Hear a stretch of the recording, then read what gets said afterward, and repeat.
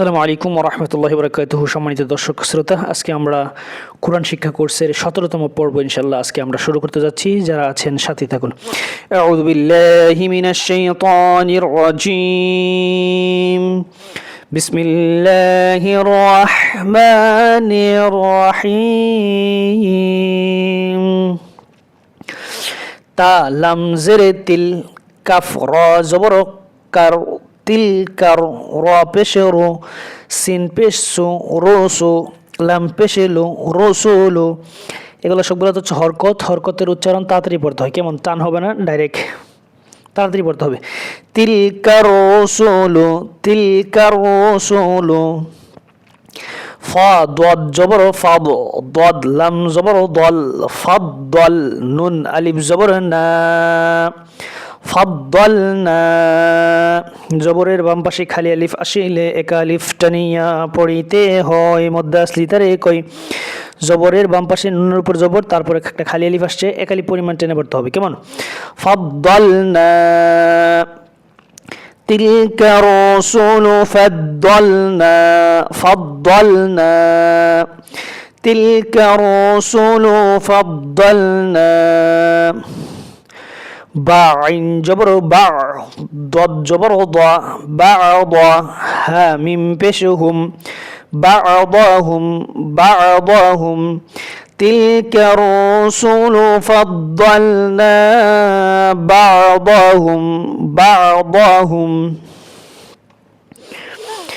عين جبر ع لم هرا جبر لا على খারা জবর খারাজের উল্টা পেশে আসলে এক আলিফ পরিমাণ টেনে পড়তে হয়, কেমন আলা। আইন জবর আ লাম হারা জবর লা আলা। বা আইন জবর বা দদ দুই জের দিন বা দিম বা দিম, কেমন তানবিনের পরে মিম আসছে, কেমন বা দিম على بعض. মিম নুন জের মিন হা মিম পেশহুম মিনহুম। মিম সাকিনের পরে মিম আসছে, গুণনা করে পড়তে হবে, কেমন মিনহুম মিলাইয়া গুণনা সহ মিনহুম। মিম নুন জবর মান ছিল, কিন্তু নুন সাকিনের পরে হচ্ছে কাফ চলে আসছে, কাফ হচ্ছে ইকফার হরফ, ইকফা করে পড়তে হবে, কেমন মিম নুন জবর মাং কাফ জবর কা মা কাফ লাম জবর কাল লাম জবর লা কাল্লা। মিম লাম জবর মাল লাম হারা জবর ল। আল্লাহ শব্দের আগের যদি যে অক্ষর আছে এটা যদি জবর হয় অথবা পেশ হয়, তাহলে আল্লাহ শব্দের লামটা মোটা করতে হবে, ঠিক আছে।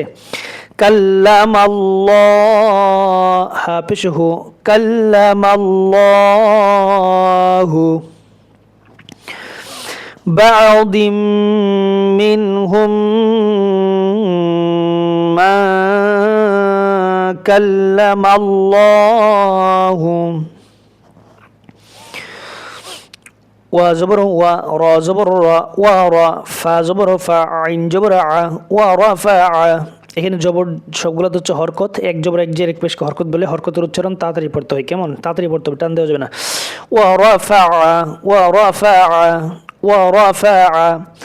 বা আইন জবর বা দদ জবর দা বা'দ হা মিম পেশহুম বা'দাহুম বা'দাহুম. ورفع بعضهم. دال جبر دا را جبر را دار جيم هرا جبر جا درجا. تا দুই জের তিন درجات درجات. আর যদি মিলাইয়া পড়ি তাহলে হচ্ছে তানবিনের সাথে ওকে মিলাইয়া পড়তে হবে, ঠিক আছে।